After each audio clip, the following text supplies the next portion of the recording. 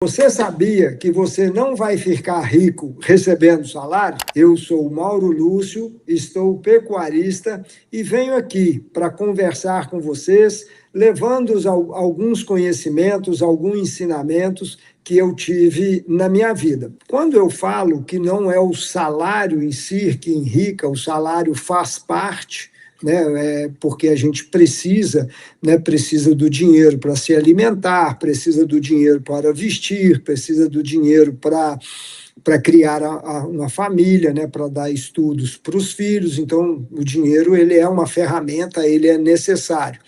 Porém, quando você ganha um salário, você normalmente você limita a sua vida àquele salário.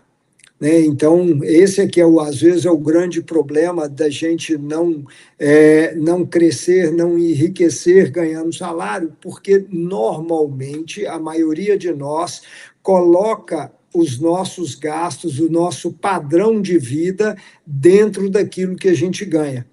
E normalmente não tem uma parte, né, que a gente guarde para investimento, para poder ter crescimento.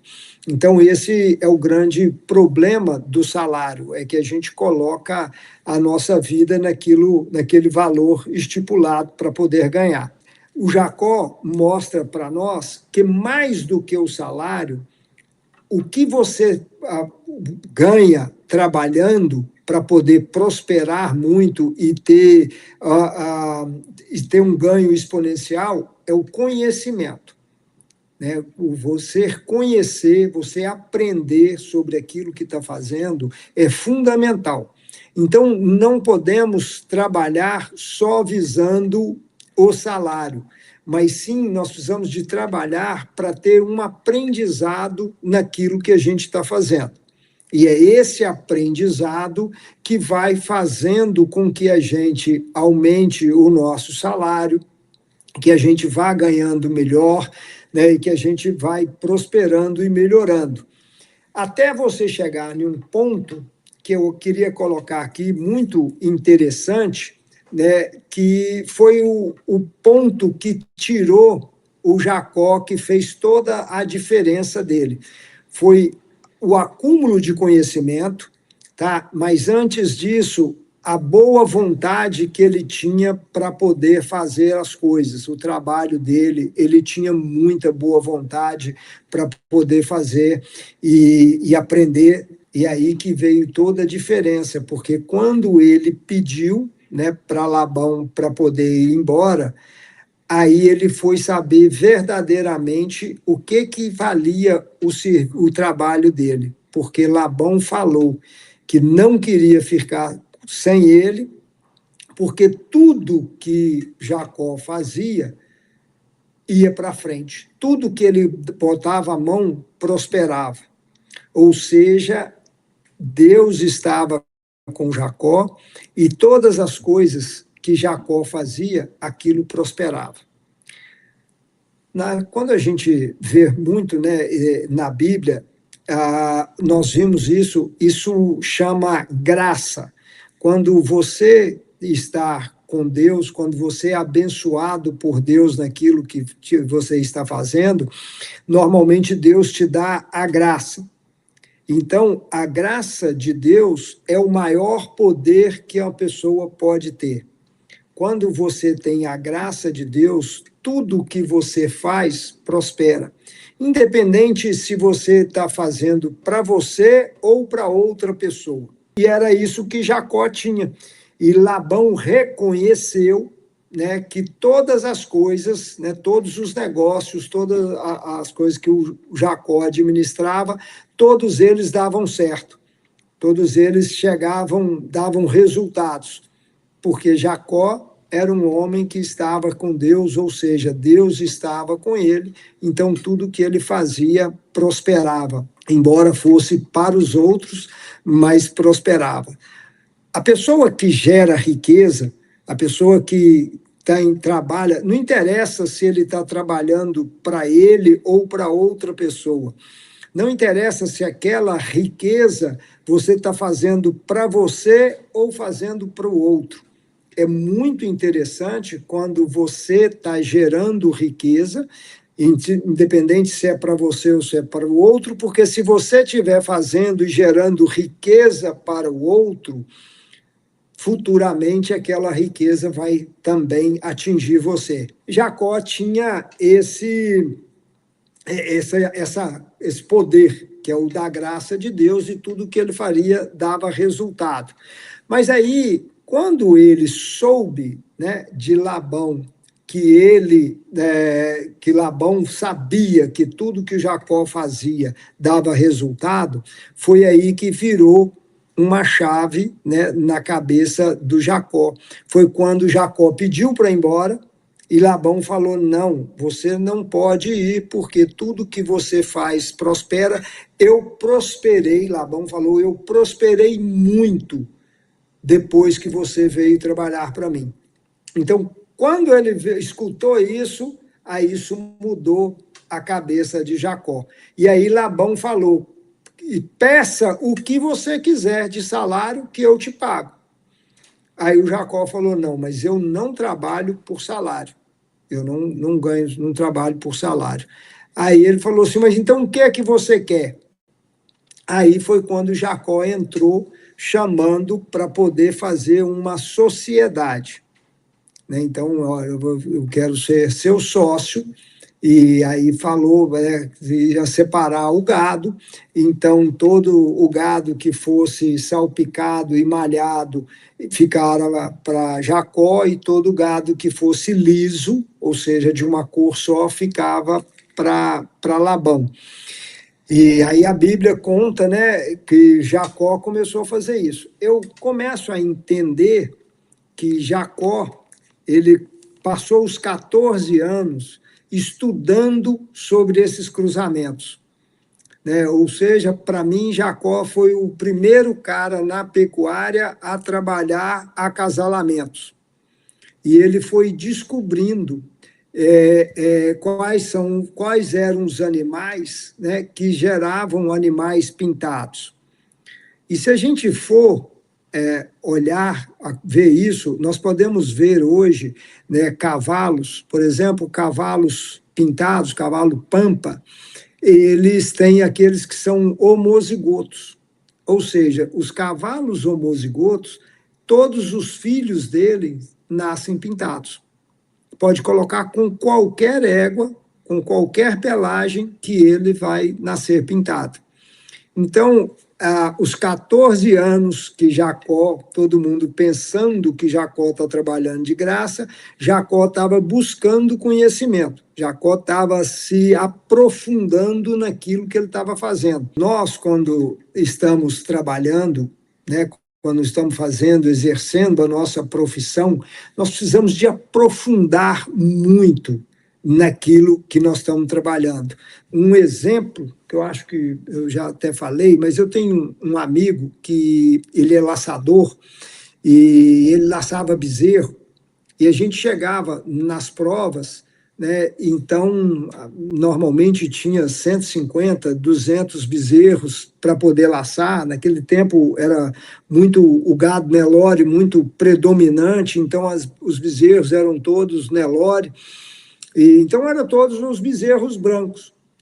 E depois, né, de duas passadas, depois da primeira passada, que todos os bezerros passavam, ele chegava para mim e falava: olha, esse bezerro, eu ficava muito no brete junto com ele, ele falava: esse bezerro quebra para a direita.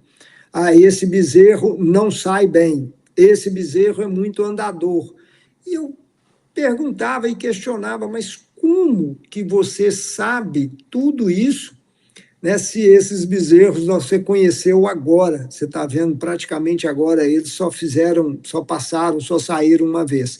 Então, ele tinha a capacidade de cada animal ele ligar alguma coisa, alguma mancha, alguma coisa, a orelha diferente, algo que ele ligava e falava: esse animal sai desse jeito. Eu queria trazer para vocês uma coisa que está muito agora, muito recente, né? Tem um empresário que é o homem mais rico do mundo, é o Elon Musk, e esse cara fez agora, por último, se eu não me engano, 4.400, se eu não me engano, o número é esse, 4.400 milionários. Como que ele fez isso? Ele pegou pessoas, né, da empresa dele, aí, pasmem, por exemplo, tinha pessoas que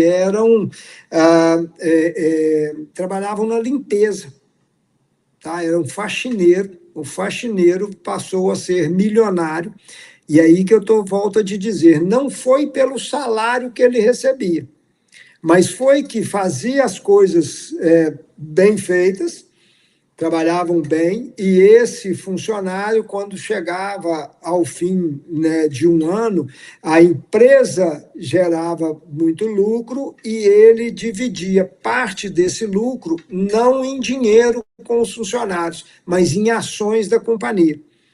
Então, esses funcionários passaram a ser acionistas, né? O Elon Musk dava ação da companhia, e agora, quando a companhia dele passou para o valor de acima de $1 trilhão, então vários desses, né, colaboradores que tinham ações passaram a possuir mais de $1 milhão.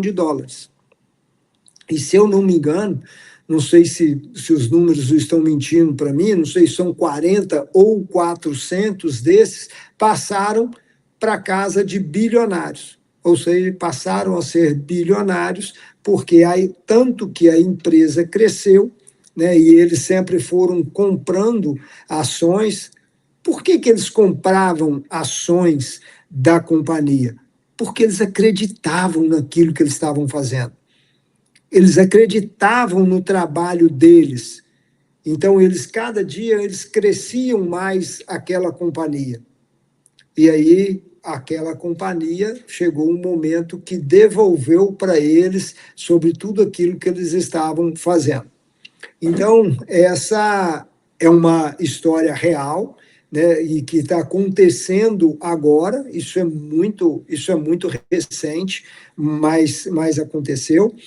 E eu vou contar uma história minha, né, um pouco, já foi na década de 90, em 95, quando eu quebrei, eu perdi tudo e eu fui trabalhar em uma fazenda. E eu comecei como pesador e fui passando depois ali para meio que para capataz e para administrador, e cheguei a ser administrador de um negócio grande.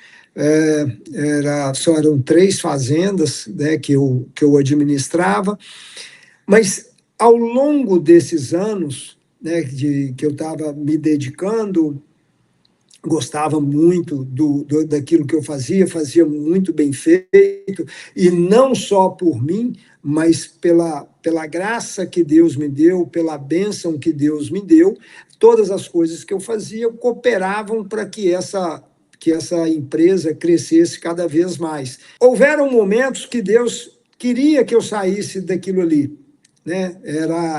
Eu dei a minha oportunidade, assim como Jacó, né, fez pelos 14 anos, e chegou um momento que ele teve que sair, que ele pediu para poder sair. Eu não consegui entender esse momento meu.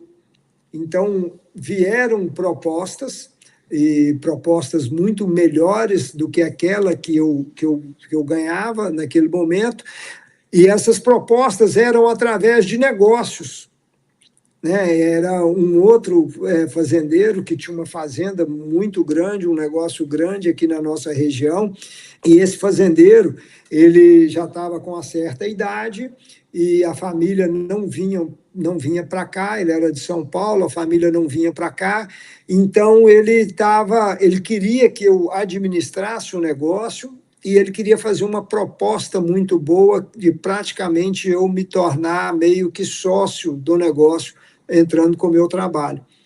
Mas eu considero prepotente, arrogante, porque a pessoa, né, quando não escuta o outro, em qualquer parte, quando uma pessoa não quer escutar a outra, é excesso de arrogância, ou seja, falta de humildade. A pessoa, quando tem humildade, ele escuta a qualquer um outro. Ele pode não concordar, ele pode ter outro pensamento, mas ele escuta. Se você tem humildade, você para escutar. Humildade, normalmente as pessoas confundem ela, acha que uma pessoa humilde é porque ela não tem dinheiro, é porque a condição financeira dela é baixa. Não. Você tem muito pobre, como eu era esse pobre, e era arrogante e prepotente. Uma pessoa humilde, ela tem capacidade de escutar as outras pessoas.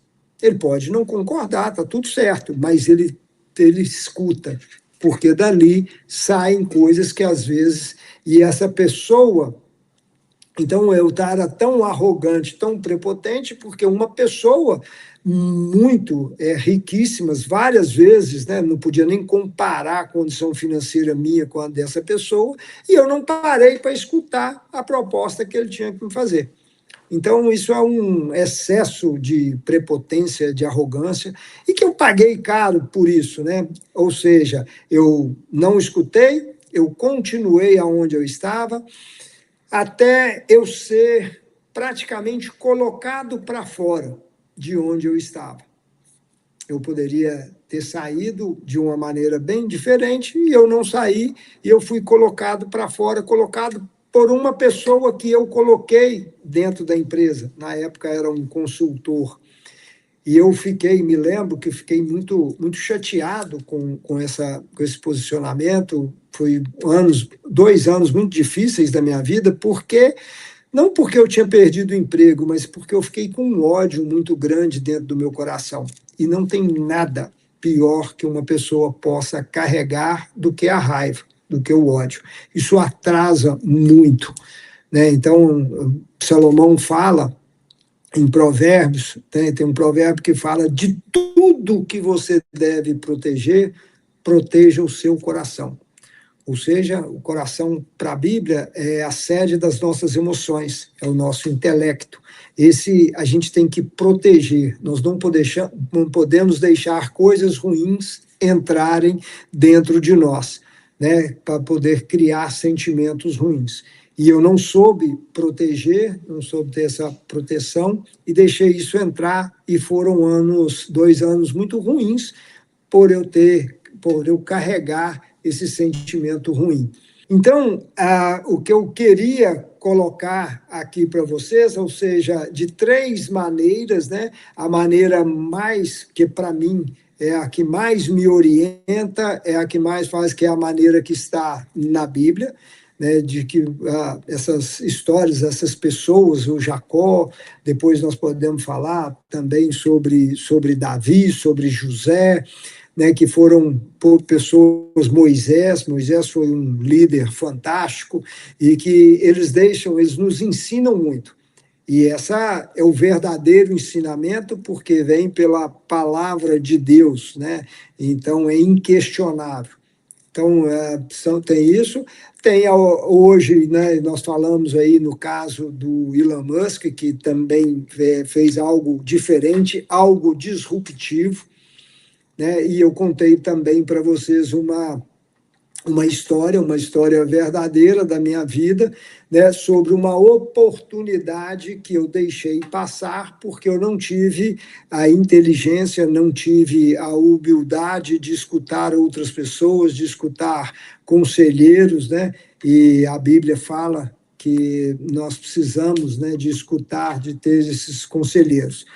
Então, é isso que eu quero trazer para vocês, sobre isso que a gente quer falar aqui. E se vocês gostaram, por favor, eu queria que vocês compartilhassem isso com amigos, mas que também desse um like, seguisse, se inscrevesse nesse canal, porque a vontade aqui é só levar para vocês conhecimentos, né?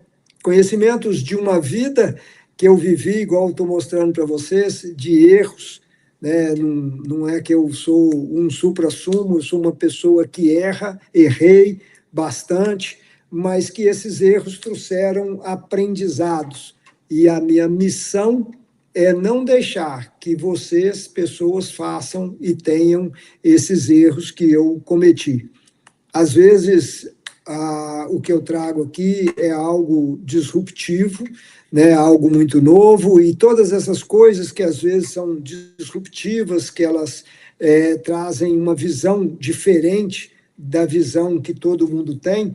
Então, normalmente, isso às vezes aflora alguns sentimentos nas pessoas, mas eu peço aqui que sempre vocês escutem com o coração, porque o que eu quero fazer é que a pecuária seja uma atividade que, além de ser lucrativa e que dá rentabilidade ao pecuarista, que ela seja uma grande oportunidade para aqueles que trabalham nela.